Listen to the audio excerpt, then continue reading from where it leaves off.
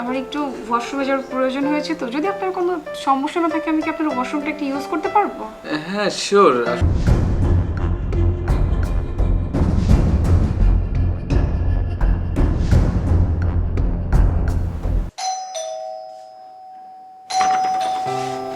ভিতরে আসতে পারি? হ্যাঁ আসেন। কেন? আসলে হয়েছে কি ভাইয়া, আমি রাস্তার পাশ দিয়ে যাচ্ছিলাম, আমার একটু ওয়াশরুমে যাওয়ার প্রয়োজন হয়েছে, তো যদি আপনার কোনো সমস্যা না থাকে আমি কি আপনার ওয়াশরুমটা একটু ইউজ করতে পারবো? হ্যাঁ শিওর। আসলে মানুষকে হেল্প করলে তো আর সমস্যা হয় না। ওয়াশরুমটা ওই পাশটায়, যান। Thank you. ঠিক আছে।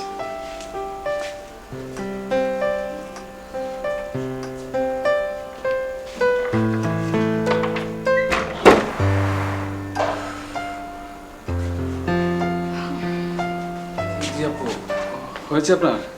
জি ভাইয়া, আসলে আমার মাথাটা একটু কেমন জানি করছে। আপনার যদি কোনো প্রবলেম না থাকে আমি এখানে একটু কিছুক্ষণ রেস্ট নিই, একটু সুস্থ হলে চলে যাব। আচ্ছা আচ্ছা, কোনো সমস্যা নেই। আপনি এখানে একটু রেস্ট নেন, আপনি সুস্থ হলে চলে যাবেন। কোনো সমস্যা নেই, আপনি রেস্ট নেন। হ্যাঁ ঠিক আছে, থ্যাংক ইউ। আচ্ছা ঠিক আছে।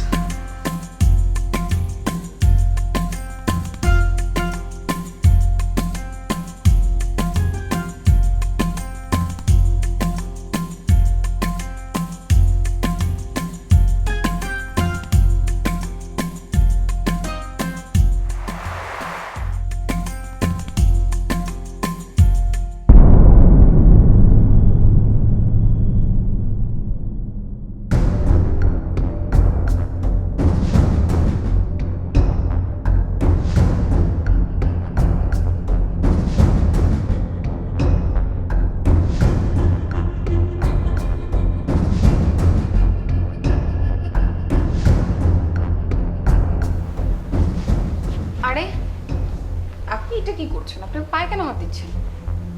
না মানে আমি আসছি দেখতে আপনার শরীর সুস্থ হয়েছে কিনা। ঠিক আছে, বাট আপনি পায়ে কেন হাত দিচ্ছিলেন?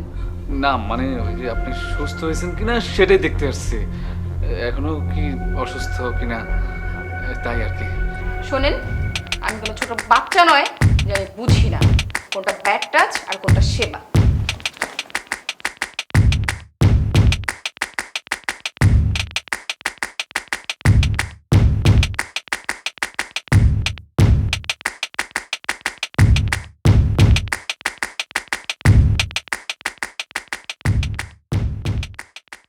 কি ব্যাপার, আপনি ওই দিনের সেই মেয়েটা না?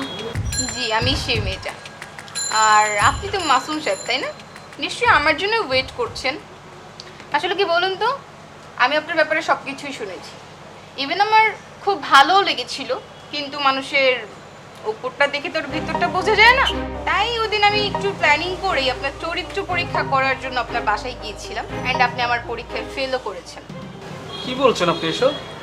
আশা করি আপনি আমার উত্তরটা বুঝতে পেরেছেন, অ্যান্ড আমি আমার বাবার চাপে আপনার সাথে দেখা করতে এসেছি। দেখুন, আমার ভুল হয়ে গেছে। আমি আসলে বুঝতে পারিনি সেদিন আমার কি হয়েছিল। না, ভুল না, আসলে আপনার ভিতরটা ওই রকমই। সেদিন একটা অসুস্থ মেয়েকে পেয়ে আপনি সুযোগ নিতে চেয়েছিলেন। নেক্সটে যে আপনি এরকম কোনো মেয়ের উপর সুযোগ নেবেন না সেটার কি গ্যারান্টি আছে?